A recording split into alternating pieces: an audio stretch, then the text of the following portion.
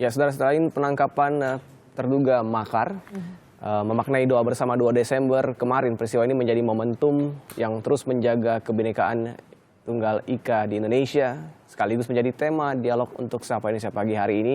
Dan kami tidak hanya berdua, sudah hadir di sini narasumber kita pagi ini, yaitu pakar semiotika Kang Ais. Kang Ais. Alias Acep.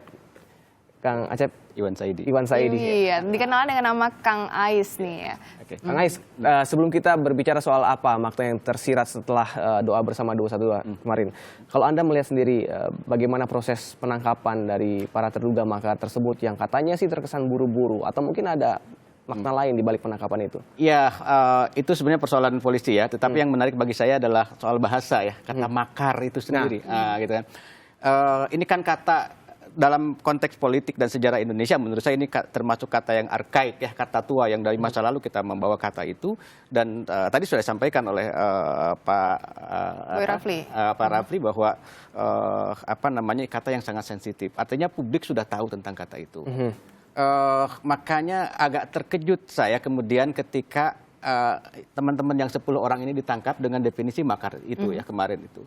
Karena rasanya kok tidak mungkin itu ya Ahmad Dhani misalnya. Saya tidak mengecilkan Ahmad Dhani, tidak mengecilkan yang lain, tetapi rasanya kok terlalu besar kata itu. Tapi barusan Pak Rafli menjelaskan kata makar yang baru rupanya ya. Definisi makar yang baru bahwa ada permufakatan, hanya rencana saja dan lain-lain, itu sudah termasuk makar. Indikasi ke arah sana. Saya tidak tahu apakah tadi juga disebut undang-undangnya ya. Apakah memang publik juga bisa memahami soal itu ya.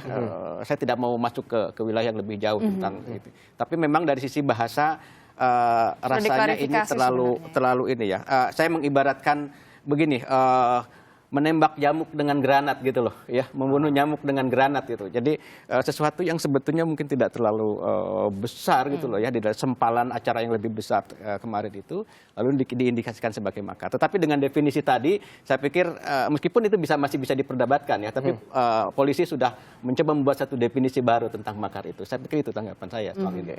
Baik, penjelasan polisi tentang makar sendiri tadi seperti dijelaskan oleh Boy Rafli, tapi di balik penangkapan terduga makarnya sendiri ada peristiwa besar sebenarnya yang harus kita lihat lebih jauh lagi. Seperti dengan adanya 212. Aksi ini kan begitu bersama. Iya, luar biasa. Begitu banyak orang dan melakukan dari background yang berbeda, melakukan doa bersama, dan itu pasti ada makna-makna tersirat di dalamnya. Kalau misalkan dilihat secara general, seperti apa Kang Ais melihat peristiwa ini? Saya pikir ini adalah peristiwa sholat Jumat terbesar di dunia ya. Saya pikir begitu. Mungkin ini dalam sejarah, salah satunya dalam sejarah Islam. Bagaimana orang berkumpul di suatu tempat melaksanakan sholat Jumat bersama di tengah hujan, diguyur hujan meskipun rintik-rintik tapi cukup membuat basah, dan bagaimana mereka tidak bergerak sedikit pun dari tempat itu. Ini sangat luar biasa, sangat dahsyat ya. Saya ingin mengatakan ini dalam perspektif semiotika itu sebagai pusat tanda ya, pusat tanda. Pusat tanda itu semiotika adalah ilmu tentang menafsir tanda. Saya melihat ini sebagai tanda yang begitu besar, tanda yang begitu besar, dan bagaimana orang datang bergerak ke situ, bergerak hatinya untuk arah bergerak hatinya ya, datang ke situ. Jadi bagi saya adalah pusat tanda itu adalah sebuah magnet ya, sebuah magnet yang menarik hati semua orang untuk datang. Dan pusat magnet tidak lain adalah dari Tuhan itu sendiri ya. Jadi Tuhan telah memanggil. Dari titik itu saya ingin mengatakan bahwa Tugu Monas itu kemarin menjadi tugu doa ya, jadi ada label baru menurut saya untuk menambahkan Tugu Monas ini menjadi monumen doa ya, monumen kasih sayang. Saya baca di Kompas kemarin, di sini ada kata terima kasih ya. Iya. Kalau apresiasi. Kalau saya pemretnya mungkin saya katanya bukan ini, tapi inilah kasih gitu loh.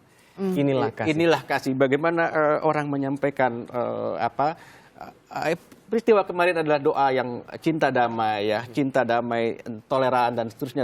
Menurut saya itulah kasih yang sebenarnya gitu loh. Ya, yang itu ditunjukkan oleh saudara-saudara kita umat muslim. Baik, begitu. Satu catatan yang dikeluarkan oleh Kang Ais ini adalah inilah kasih, doa bersama, sebuah tanda bahwa inilah kasih yang terjadi yang begitu besar di Monas itu sendiri. Namun untuk sampai dengan terjadinya 212 atau doa bersama ini, Kang, ada proses lain, atau bisa dibilang ini adalah aksi yang ketiga setelah 4/11 dan yang sebelumnya. Tanda-tandanya bahkan bisa dibilang yang terakhir ini adalah penyempurnaan karena ibaratnya semua berhasil dengan damai bahkan bersih, Kang. Ya, oke. Di dalam semiotika itu ada tiga tentang istilah tanda, antara lain adalah yang disebut dengan qualisign, Ya. kemudian yang disebut dengan sinsign dan legisign. Nah, qualisign itu adalah segala sesuatu yang berpotensi menjadi tanda. Kita menganalisis berbagai pihak, menganalisis tentang potensi-potensi yang mungkin akan terjadi ketika kemarin itu belum dilakukan, ya. Ada melihat negatif dan seterusnya. Kemudian masuklah kita ke tanda yang berikutnya yang disebut dengan sinsign. Sinsign itu adalah tanda yang lebih dekat spesifik, bahwa ini akan terjadi sesuatu. Kemudian kita menganalisis berbagai pihak, menganalisis tentang bagaimana Islam yang intoleran dan seterusnya, ya. Dan itu kemudian menjadi wacana yang luar biasa. Kemudian dari pihak saudara-saudara kita umat Muslim juga ini adalah kedamaian dan seterusnya. Dan kemarin itu adalah legisign, ya, tanda yang sebenarnya inilah Muslim, inilah Islam, inilah gerakan Muslim itu, gerakan kasih, ya, gerakan kasih sayang. Saya pikir kemarin ada pidato yang cukup menarik yang disampaikan oleh Gimnastiar, ya. Beliau mengatakan ini adalah gerakan kelembutan, ya, sesuatu yang lembut bergerak dari hati.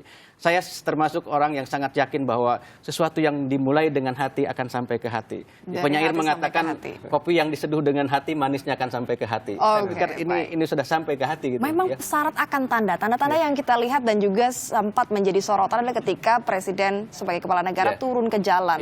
Bahkan ia menggunakan banyak simbol yang menjadi perhatian orang, menggunakan payung sendiri. Itu pasti ada makna-makna tertentu. Jalan di tengah hujan, jalan kaki. Menarik, ya, kita cukup harus berterima kasih, mengapresiasi yang tinggi kepada Pak Jokowi, Pak Presiden kita yang datang ke tempat itu, yang sebelumnya di sinsign, ya, di qualisign kita menyangka Pak Jokowi akan kemana, dan tapi ternyata sebuah surprise, ya, beliau datang berbaur. Betul. Saya ingin mengatakan bahwa Pak Jokowi telah kembali kepada rakyatnya, gitu loh, ya. Kita lihat Pak Jokowi tidak naik ke panggung langsung, tapi Pak Jokowi memilih tempat di arena di bawah, ya. Duduk bersama umat lainnya. Bersama umat. Artinya saya sudah ada di sini, saya bersama Anda. Bagian dari mereka, gitu, ya. Bagi saya ini adalah yang asli, yang genuine dari Pak Jokowi. Pada 411 saya juga diminta berbicara soalnya di sebuah televisi yang lain. Saya katakan ini bukan presiden saya. Gitu. Berarti ada yang berbeda, simbol yang berbeda dari orang yang sama, begitu ya, dari 411 dan juga 212. Ada artinya perubahan. Memang ada proses itu. Menurut saya ini adalah tadi magnet tadi, ya, yang menarik hati setiap orang bahwa ini memang satu kedamaian itu. Jadi pesan dari Pak Jokowi menurut saya sudah kembali ke sini, dan kalau kita bicara hukum bahwa kasusnya itu sudah ditangani, sudah masuk ke Jaksa Agung, barangkali Pak Jokowi sedang mengatakan, hei Pak Jaksa Agung, kami juga sudah ada di sini, gitu loh, sudah ada di rakyat. Pak Polisi, Pak Tito juga sudah ada di situ dan seterusnya. Jadi mari kita tangani ini dengan serius, ya, bang, kita tangani ini dengan ada suatu akhir yang keadilan itu bagi semua pihak. Saya pikir begitu, ya. Oke, jadi memang seperti yang Anda sampaikan lagi berulang bahwa tanda dari doa bersama ini bagaimana akhirnya ini ibaratnya semesta mendukung, ya. Presiden pun bahkan bisa dengan aman datang, bahkan ikut melaksanakan sholat Jumat di sana. Dan hanya satu yang bisa mengendalikan atau yang membuat ini semua terjadi itu adalah Tuhan, Kang. Nah, tapi dengan tanda-tanda yang Kang Ais lihat, ya, dari aksi sebelum sampai dengan tanggal 212 ini, apakah ini pernah terjadi, Kang, di Indonesia sendiri atau di negara atau di dunia sebelumnya? Saya tadi katakan bahwa ini yang pertama mungkin yang terbesar, ya, bagaimana orang yang begitu banyak, jutaan datang ke sebuah tempat, mengelilingi Monas dan tidak mengganggu tidak mengganggu lingkungan, tidak mengganggu alam. Kita lihat bagaimana rumput tidak diinjak, ya. Itu bagaimana taman-taman yang ada di situ tidak diganggu. Ini kan luar biasa. Bagaimana kita bisa mengendalikan massa yang begitu banyak tanpa mengganggu sedikit pun. Berjuta-juta. Iya, luar biasa, kan? Jadi sangat luar biasa. Ini yang saya katakan sesuatu yang ini digerakkan oleh yang menggerakkan, yang memiliki hati itu sendiri, gitu loh, ya. Makanya tadi saya berani mengatakan bahwa Tugu Monumen Nasional menjadi monumen doa, ya, monumen kasih dan seterusnya karena hati itu yang ditarik. Saya kira begitu, ya. Oke. Apakah mungkin, Kang, tanda-tanda bahkan mungkin ini bisa jadi sejarah, ya, sudah menjadi sejarah bagi Indonesia, bahkan bagi dunia, terlebih bagi umat Muslim sendiri. Apakah mungkin sebuah atau perjalanan tanda-tanda bahkan kegiatan doa bersama ini kembali terulang, mungkin dengan sebuah bentuk acara yang berbeda atau mungkin akan tergantung kepada apa yang terjadi setelah doa. Maksud saya begini, kan di samping doa bersama, ya di samping sholat Jumat bersama dan terusnya, tetap mereka juga berada pada tuntutan yang sama sebetulnya. Betul. Ya, saya melihat, saya katakan ini kemarin bahwa ini pada akhirnya juga bukan sesuatu yang gratis gitu loh. Ya, ini artinya harus dibayar. Jadi Pak Jokowi sudah mengapresiasi begitu tinggi, sudah kembali ke rakyat bahwa inilah saya yang sebetulnya, itu bayaran pertama ya. Bayaran kedua bahwa ada sesuatu yang diinginkan oleh masyarakat penegakan hukum dan seterusnya. Menurut saya itu yang harus dibayar gitu. Harus ada konsistensi itu. Jadi tidak sekedar peristiwa kemarin itu bukan hanya peristiwa sehari ya. Jadi kalau itu tidak, ini barangkali nanti juga akan ada peristiwa yang sama. Tetapi juga harus dihati-hati. Begini, kemarin kan dikatakan super damai ya. Super damai. Kalau nanti berikutnya apakah ada istilah super damai, kan agak redundant ya.